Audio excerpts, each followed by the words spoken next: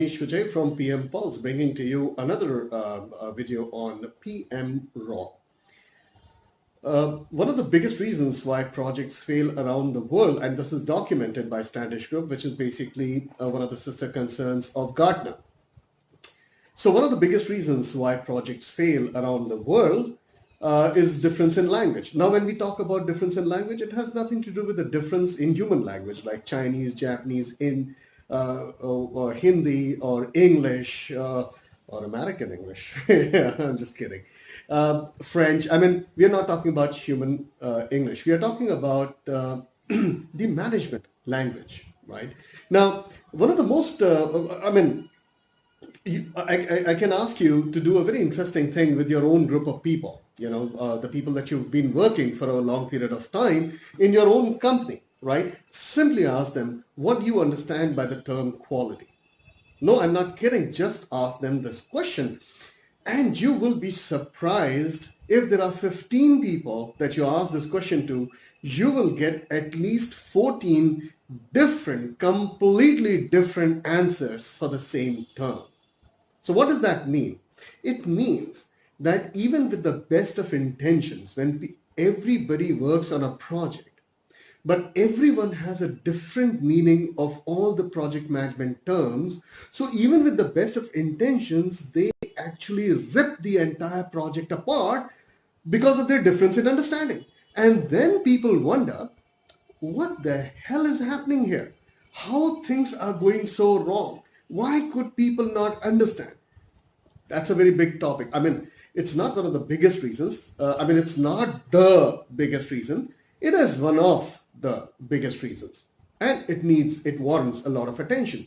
So one of the reasons why we need to have trainings on project management from PMI or APMC is only because of one reason, and that is getting everybody on the same page when it comes to terms. That alone gives tremendous power and productivity within the organization. Everybody speaking the same management language, irrespective of the human language they're talking about. So that's very important. However, the sad part is that humans, in their habit of outdoing each other to show some kind of extra knowledge or command over a subject without actually getting into the depth of it or without their experience, they have developed a very pathetic and disgusting thing called jargons. This makes matters worse.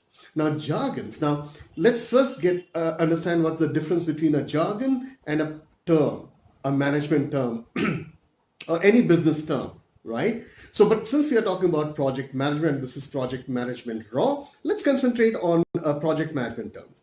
So what's the basic difference between a project management jargon and a project management term?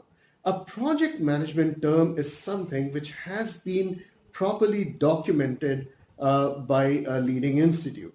There is a definition, there's an official definition, assigned to it. For example, if you look at quality, TQM and PMBOK, these are the leading, authorities on quality, project quality. They talk about very simple thing. That is, quality is equal to conformity to requirements plus fitness of use. That's it. That's the definition, right? But then where would you find the official definition of a jargon called cutting edge, ballpark figure, where the rubber meets the road, hit the ground running, hitting the ball out of the park? I mean, what does it really mean, right? So that's what I'm talking about. Let's not make it worse, right? Don't use jargons. I'm not kidding. Just don't use jargons. Don't let others use jargons. Ask them the meaning. If you're in a meeting or in a virtual meeting or in a conference and somebody uses a jargon, ensure that you understand the meaning, because you'll be surprised how much of problems projects have gone through because somebody at authority used a jargon which has never been understood. I'll take an example. I was working in Japan. An Indian company working in Japan. I was the head of a team which was the first of its kind, which took 70 of its IT guys to Japan, right? Now, when that happened, we used to keep our language, bereft of any kind of jargons. We used to make it very simple for Japanese people to understand because we had a human language issue. Things were going on great until one very big shot, and I'm not going to name him. He is on my channel. So this gentleman actually flies down to Japan, meets the team, very happy, but he wants the team to go to the next level. And he just, after a very motivating speech, he basically says, you know what, guys, what these Japanese customers, they really need? They need cookie cutter solution. There was pin drop silence just like you. Nobody knew what the hell did it mean. And nobody even wanted to actually ask in front of everybody else what does it mean. And that was a big mistake I myself made, because I had my own meaning of cookie cutter solution. People have their own meaning, and the guy who said it had an entirely different meaning. We worked in a componentized architecture. We tried to do a lot of things. All of it failed.